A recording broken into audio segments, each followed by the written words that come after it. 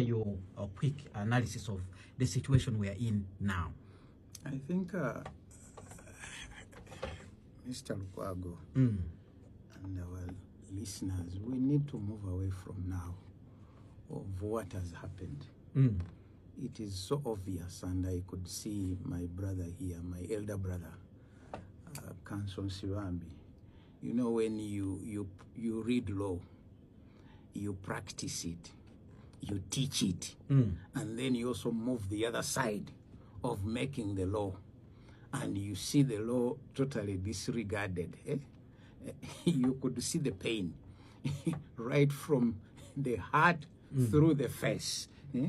That is number one. But number two, there are so many things we have ignored. We take them lightly.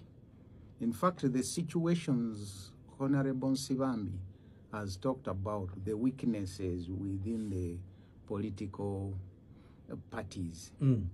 It's not, maybe we are seeing the tail end, or we are at the peak of it. In this election, to me, the biggest factor has been the UPDF, what they have called now security. Their active role in participating in the political contestation. But if you trace it, it goes back to the role of the army in our politics. And it has evolved slowly by slowly. Now it has also entered in other sectors. Now they want to be in charge. And I'm sure even the president feels more comfortable when this constituency called UPDF is in control.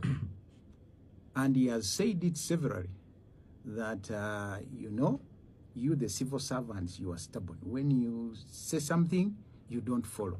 But for us in the army, turn around, you turn around. Hey, you don't argue like the Nsibambis, eh? But Mr. President, wait a minute, point of order. No, you have to act. Our army has been slowly, step by step, being brought into civilian spaces. And when you look at, for example, during COVID, we observed the participation of the UPDF. And it was singled out as the only reliable kind of mechanism through which we could fight or control the spread of COVID. And we even started using the language of the army, the command post headed by, I think, Dr. Chope, if you remember. The incident command post. And everybody was supposed to go there. We came to economic empowerment, what you call wealth creation. The UPDF came in.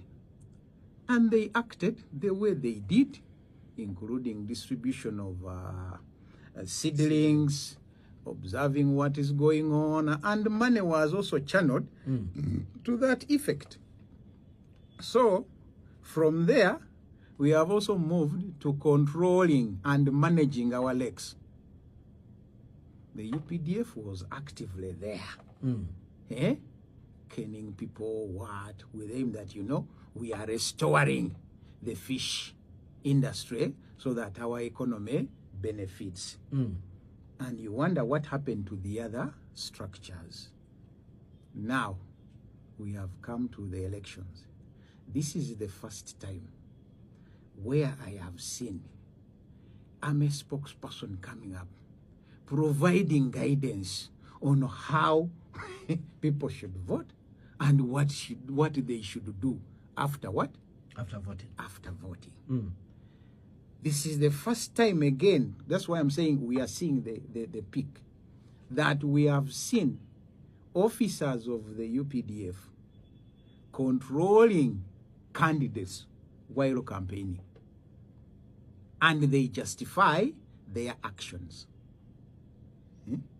This is the time again we have seen immediately after the what? The army is communicating more than our brother Abbas. Is it Biakagaba? Hey, on issues of crowd control, public order management, and all that. So, are we moving back to where we were long years ago, of where the men in uniform are more powerful, that they see themselves as the only ones who have the love and the nationalism, nationalism, patriotism, the rest of you, you are interested in disorganizing and destabilizing the country. So the fundamental question is today, with our constitution, with the laws which Honorable Nsibambi has read, passed the exams, he practiced, he taught, now he has gone the other side of what? Making the same laws. We are moving away from other institutions, which they also have their role, by the way, a very big one in terms of protecting the country and whatever. How do we move back to where everyone should be where he is supposed to be? All right.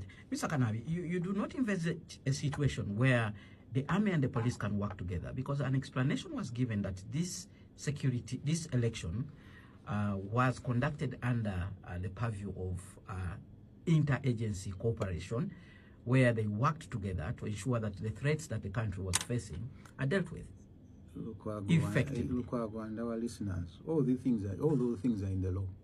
They are there. The police is allowed to cooperate with the army. No.